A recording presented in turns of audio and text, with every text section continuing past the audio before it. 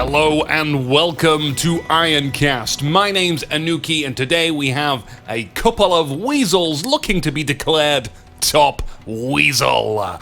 Once rescued a cat out of a tree with a hammer and string, only getting it slightly electrocuted in the process, it's Aiguz as the RUS.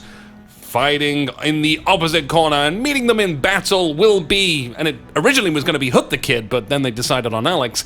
It's HuT as England. Hello, HuT. The map is Lipany, and I'm quite excited for this one because of this mathematical equation.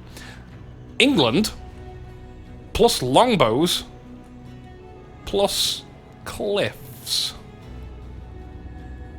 See if you can see where I'm going with this, and we'll see if this happens later on. But for now, just explaining the matchup ever so slightly and briefly, the RUS, played by Aiguz, will be looking to bounce up their bounty by going around the map and hunting all kinds of stuff. First of all, though, just seeking around for sheep. Wow, this is a huge stealth forest.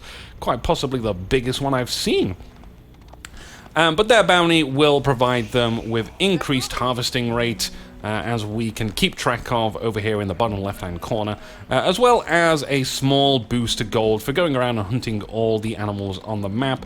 Later on, they'll be grabbing some of these boars, most likely, unless HuT can deny that. But a little bit troublesome for them. They're not quite as capable of dealing with the boars so early on. The RUS have the advantage of producing scouts from their hunting cabins early, whereas everyone else has to produce it from town center, which would mean delaying their villager productivity, which they absolutely do not want to do. You can see already going around for the deers, claiming that bonus gold. So something I would predict in this kind of matchup as well, and wow, there are so many matchups when you have 8 civilizations knocking on the door to combine and interact with each other. But RUS could be the one that's raiding early. But that's only because I feel like England is rather slow unless they go longbow, which typically means, you know, you see the longbow rushers. We do have the council hall coming up. We have a bit of wolf on horse plus person battle. But as I was saying, yeah, you see people rush with longbows, but if that's off the tables, which I think it kind of is here, then... Oh, hello. Just trying to hit the sheep. Yeah, let's still claim that bounty. Sheep, a little bit of gold, nothing too worrisome, but if they've got nothing else to do, they'll fight over it. Anyway, back to my story. If longbows are off the table, then we're likely going to see HuT play defensive. And what better way to defend yourself than with longbows? Because even if the enemy has cavalry, which, as we all know, is the hard counter to ranged units, the issue that they have is they're fighting in defensive territory, and they're going to get caught up in all the choke points and the buildings, and the longbow will just be able to kite around the buildings and use each other as body shields. So how HuT builds their base early on is really going to be kind of critical for defending off those early raids. Lots and lots of scouts dancing around, and the second landmark for Aiguz is the Golden Gate, which is largely the preferred landmark that the RUS have been using, because the alternative is essentially a wooden fort with all the upgrades. I mean, sure, it's great for defense, just like the Abbey of Kings is great for defense. It gives you, I think it's 4 health per second healing for units around, but it's such a small radius that really you don't want to miss out on the longbow exclusive upgrades. I love seeing these buildings get built. Which is able to provide a healing circle, which is a bonfire, and in the Castle Age they get, I think it's 70% increased attack speed for a brief period of time, which is pretty huge. That's like almost having double longbow, or an extra 3/3 of a longbow person. I'm just trying to picture that in my head, what that monster would look like, and it's not pleasant. HuT getting into the feudal age. So both players now will be out of the Dark Age to fight with real weapons instead of sticks and stones. Stable out here for Aiguz. And, you know, nothing too much. It is just the 5-minute mark. Pretty traditional. Getting into the feudal age stuff. There we go. There's that denying I've been looking around for. HuT. Just finding some deer at the back here. Just to deny that gold. Town center. Very quick one for HuT. 5 minutes 30. And in plain view with not one but 2 scouts. Here they can get some wood. Here they can get some berries. And I've just noticed there is another stealth forest. There's so much interesting stuff about how the maps kind of function here. But that would be a great position for longbow. Here would be wonderful to see a longbow line just fire out. But it's a shame about the stealth forest that they could hide in. But, you know, if you've got some units fighting down there, that'd be glorious. Really, it's going to be, I think, quite pivotal as to how HuT uses their longbow. If they can deny access to the cavalry from them, which all these cliffs do, it'd be great. A bit of kiting around the ball there. Good job, Scouty. And that will give them quite a nice, tidy 75 gold. Bit of harass here from HuT. Just trying to divide Aiguz's attention. Things still relatively peaceful, though. I always look at these guys, and we saw this in an 80-minute game when we identified that when the RUS are red, they kind of look like Santa's little helpers. And I don't know if that's going to catch on as a trend. Oh dear. So, more boars going down. I think this is the only other boar on the map. 2 boars is kind of the norm. They already got 1. No one's looking to collect food from them, though, because it's just far too out there in the middle of the map. It's going to be hard to protect. But I've got a scout lingering around, just trying to identify if there's anything interesting going on, while still maintaining that gold harass. It's such a light weapon, that. Like, getting donked right on the Santa hat, and it just doesn't even matter. Scouts are so weak! As they should be. They're there to scout. So, a small invasionary force just prowling around along the southern border of England. And they find a lone individual taking 2 lances to each eye. And I'll teach him for getting stone. 2 eyes for 1 stone and no birds. But an extra town centre, which reminds me, speaking of birds, I wanted to cover one of the topics on Reddit as a bit of daily news. And one of the topics I saw was about having different wildlife. So in Age of Empires 2, there were alligators, I'm trying to remember them, elephants, obviously, ostrich, rhinos, I think. And were there giraffes? No, I'm just like remembering all of the models. Turkeys, definitely. Zebra, maybe. Bears and lions, I think. Anyway, HuT with a decent-sized force for defending, comprised of longbows, and that network of castle attack speed bonus will also be pretty cool to have. Spotting that a wooden fortress is going down, and it looks like Aiguz is ready to start collecting that deer meat to give their food boost a good drive. With 2 lancers to deal with the scout. Meanwhile, Aiguz still trying to poke and prod and get whatever they can find. But HuT just keeps getting inside the town center, and there we go. We lose 1 of the lancers. Good stuff so far. And as for the scout that was up here, they were just left to die. Go out there, cause some trouble, don't come back. Still poking and prodding. Longbows moving around. And this is kind of what I mentioned earlier on, like, it's pretty good for defending, especially when you space out those town centers. We've got a couple of barracks going up, so we're going to see spearmen, I believe, pretty soon to try and protect those longbow. More cavalry going down from Aiguz, fading back into the fog of war to try and wait for those longbow to move away, and they'll try again another day. But yeah, like, town center positioning for England, going to be really important because of that bonus attack speed that you'll get. Houses going down, which will make for a good choke point here if they do decide to attack again. So if Aiguz were to advance through here, you know, we could try and like get them in between these buildings, and the archers can just fire straight over the top. So good looking stuff. Seems like maybe HuT is considering going on an adventure and to see what Aiguz has done. They don't need to leave too many forces behind, which they'll probably just rebuild. There's the spearmen coming out now.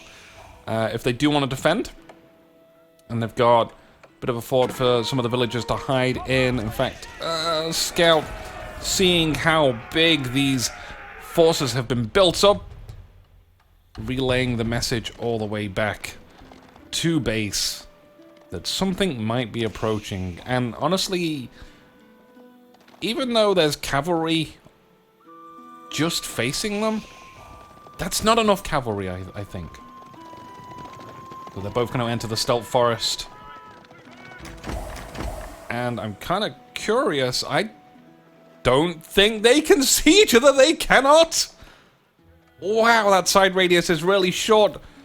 And they're moving all the way through, and this one spearman's probably not going to see them either, and then suddenly the cavalry is right behind, exactly where they want, but the numbers are still, I think, too few. Perfect, awesome, yet very accidental flank. But it's not enough to just flank. You need the numbers. Size does, in fact, in this instance, matter a lot. 3 horsemen will escape. Well, 2 horsemen will escape with their lives. There was never 3 horsemen. Didn't like that guy anyway. But they're looking around. They're looking around for villagers which have abandoned this mining outpost in possibly to search for another. Yeah, there's the other source of income that they want. But HuT is saying, you know, I'm just gonna take a look around here. Aiguz can see it though. So they hop inside of the town center to start firing arrows, and they get a kill. They're probably gonna get another one as well. Yep, that's one. Oh, that guy's really low. Ooh. So I think HuT at the moment is just wanting to try and do a little bit of harass themselves, where I assume, yeah, they're still building up. I mean, honestly, this, for what Aiguz has brought over here, has been plentiful to defend.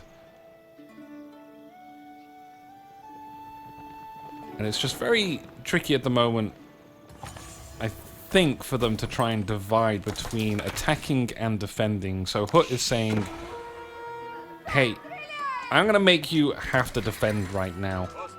A few longbowmen just on this side. So yeah, if you're wondering which vein that they're at and the bloody villagers are evading you going between the two, just station 2 guards on each vein. Like, or 2 regiments. Oh, it's not much of a regiment, 3 people, but you know what I mean. Aiguz tried to attack, but again, thwarted. It seems like HuT is in control at the moment.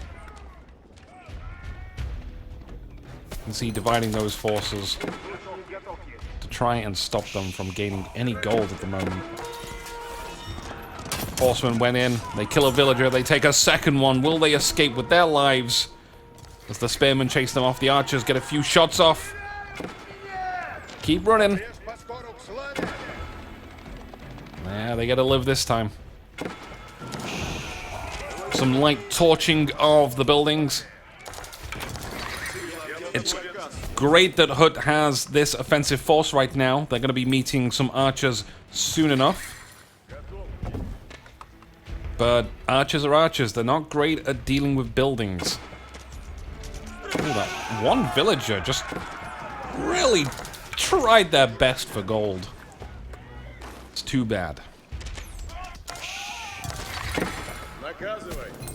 Still not much of an answer yet for Aiguz. Their forces are combining.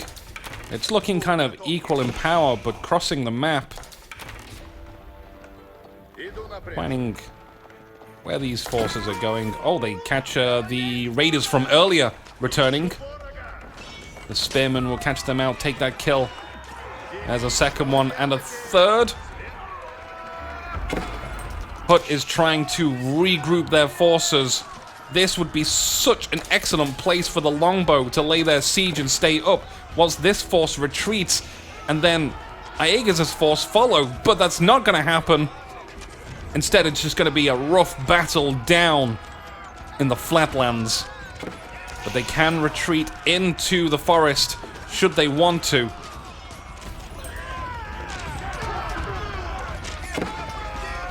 Which will make for excellent cover. Seems like HuT is in retreat, but that kiting technique that is so well known is punishing the chase. More forces on their way. Oh, this would be such a great place to launch their assault as well. Just on top of this hill. Bonfires go down. 1 health every second for everyone near that bonfire.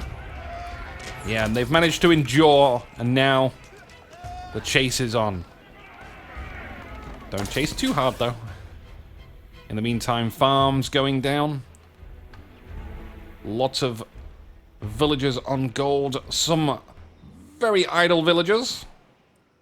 Deciding on what they want to do. They probably want to get some farms up as well. More archers out here. Villagers trying to get near the berries. Cavalry charges in to the palings. They'll move around the side, but they'll meet spearmen. And yes, we've got a couple of archers on this hill. I love it! Firing down. I hope they stay up there, but unfortunately they are in a unit control group. So every command these guys get, these guys also get. Taking an archer just before the battle ends. So a retreat order issued, but the rallying still continues. I've seen so many units die from misrallies. Still early days for Age of Empires. And on that note as well, as I've been skimming through a lot of games with Vivian, who is my co-commentator who is ill at the moment, we see a lot of the pros, like in their skirmish matches or in the sandbox mode, testing things. And I think that's really awesome. Like, everyone's just trying to figure things out. So it's like, oh wait, how does this work? Can I... If I build a wall in a stealth forest, and then, like, how does the interaction with units on the other side of the wall, like... And they'll go and do it, they'll test it, and they're like, okay, well, now I have this knowledge, how can I use this knowledge to give me an advantage? Or avoid any pitfalls when my opponent uses it against me, approaching from the stealth forest. It's a good angle of approach into Aiguz's base. Closing that gap, picking off a model. And the archers cower back to their wooden fortress. Incoming small raids again. Aiguz loves the small raiding parties. And they're pretty resilient. Like, you know, these are tough guys, but everything's built so close to the town center that they just seem to struggle with it. Bit of deer harvesting back here for HuT as well. It's nice and out of the way. Aiguz doesn't know about that, though. The importance of scouting. What we got here? King's Palace. Okay, this is well out of the way. But Aiguz is launching their strike, which is just going to be pretty much annihilation for them. Oh, HuT getting into the castle age with the King's Palace. Acting as a town center. with all of the bonuses. And I think maybe Aiguz is gonna find it. No. No, back they go. Okay. So yeah, we can probably use like a few more scouts out here. I feel Aiguz could do some decent damage. We've got walls going down here, more houses as well. All these places where damage could be done, but sadly it's just not seen, not visible, out of sight, out of mind. Aiguz getting in to the Castle Age. We want to find that landmark, but at the moment it seems like HuT is busy with their invasion force again, and it is quite scary this time, but not as scary as what Aiguz has ready for them, because this is a lot of archers, so it's kind of like numbers versus expertise. Here we go. Cavalry gonna try and find a way around the spearmen without disrupting their own archers. The spearmen running all the way around as well. And I think these archers, for Aiguz, have the advantage. The healing is not gonna do much for the longbow. And HuT's just gonna have to accept that there's no way out for their units up here. There was also some noise around here. Yeah, a couple of longbowmen picking off some villagers. Very, very good. And Aiguz went to try and do a bit of raiding again, but has been unsuccessful once more. So, right, so we have the High Trade House, which also produces deer. It's beautifully put into this forest, which is looking like it's going to be all cut down, but it gets 124 gold a minute. Like, that's fantastic. Like, it's a nice little bonus, that's for sure. Oh, here we go, the paling walls going down, cutting right across the forest. I'm thinking Aiguz wants to try and launch a larger assault now after defeating that army, but time is of the essence, because HuT, sure enough, is going to be able to resist this force with the production qualities that they have so far. Like, this army needs reinforcing. Here we go.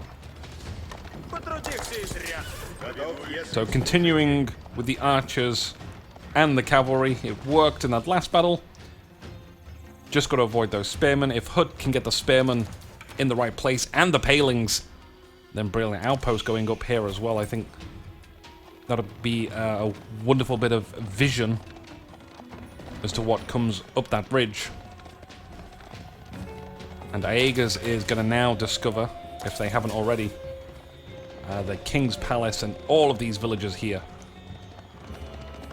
HuT would take some time to get here if they decided to go raid. Ooh.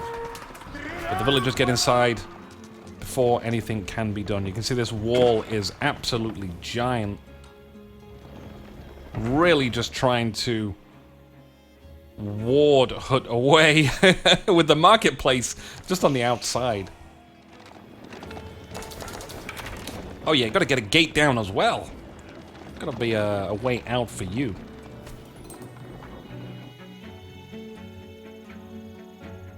Nice, safe double gold mine back here for HuT. What a wonderful place that is to be. Oh, it's a large army for HuT. And we do have some siege now. A mangonel all by itself. As the song goes, the cavalry do manage to get in, but what they're stopping is spearmen. That's not ideal. The mangonel fires on... Oh, wow, devastating damage to the longbow, but the mangonel goes down, firing only one shot.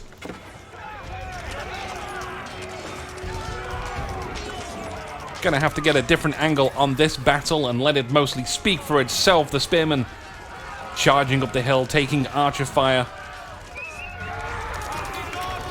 Whilst the longbow pour in wood and lead into the archers. And that's enough to scare away Aiguz. But another mangonel. This one's protected by that wall.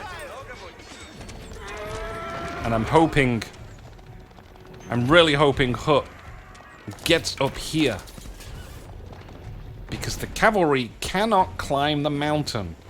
And the spearmen can make a really annoying obstacle over here. There is an alternative way around, which is through this path. But that's a lot of time to spend out of the battle. And the longer you spend out of battle, the more units die. The wall yet to be continued. Is there a villager on this side building? Yes, there is. Going from that way towards the middle. That's the, what I'd say the most efficient. Mangonel by itself again. Finds a siege workshop. This cannot be a good position. Now it is. Now the army is here to protect it. Few arriving from the opposite direction, and I think Aiguz in the top of the screen is also going to go on a little bit of a raid to try and pick off some villagers whilst this battle goes on. Sacred Site, get out of view! We want to see that battle. Longbow spreading out. And it looks like a clear-cut victory for HuT. The man-at-arms able to absorb arrow fire much more effectively with their armor of 7 against ranged. And to put that into context, archers with no upgrades only do 6 damage. It is entirely possible as well for knights to have so much armor that archers can't do any damage to them. But that is only under the condition that archers are not upgraded and knights are. I don't think fully upgraded, but near full upgrade. And that is hard to really contemplate. A situation where you don't deal any damage to the enemy. Mangonel setting up and setting back down. Looks like they're kind of getting their orders mixed up. These mangonels, though, will be absolutely devastating if they can get some shots off into this army. If we look at the health, a lot of them are pretty low. There we go. Ooh. I think that was like 4 or 5. But the men-at-arms push through and take out the mangonels, allowing the longbowmen to flourish in these conditions. And the more arrows they get off, the more this battle looks like it goes in HuT's favor. Stronger and stronger. But the mangonels will not give up, because they are queued. Men-at-arms for Aiguz now, trying to get in defensive positions.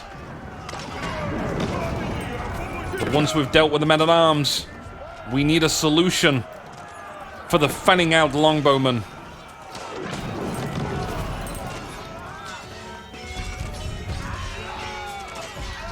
Aiguz in a very difficult position now. They need to reinforce. And I think men-at-arms is the solution, but they probably need to rally back. Knights would also be good. Everyone putting down bonfires! And again, knights are also a good answer. You can see the knights with their 6 ranged armor against 10 damage. In comes the crossbows, which are much more effective at dealing with armor. You can see that knight has done a heck of a good job. Look how many longbowmen are dead up here. And that is the hard counter system in place. But forward and forward, HuT presses on. With the mangonels still being destroyed. I think the villagers were trying to get their repairs down. A castle going down where that wall was planned to be. Springeld's here. Oh, and that's a surrender. The RUS has been defeated. And it's victory for England. Congratulations, HuT. Is there anyone that can stop you at this point? I've casted literally 2 games of yours now, and you've won both. I need to find a match where you're defeated. In any case, fantastic game. And I hope to join both players more. Like, I'm definitely going to watch some Aiguz more. We'll see what they're up to. But yeah, like, I'm going to have some tea now. And I'm going to cast some more games, so enjoy the highlights. Do check out the Twitch channel, twitch.tv/NukeTV, where we'll do these games live. And if you're watching on YouTube, also go to the Discord. Do it. Do it. We got some cool things planned, and I want to do them, but I need your help. Okay, let's get this tea. Let's get this next game going.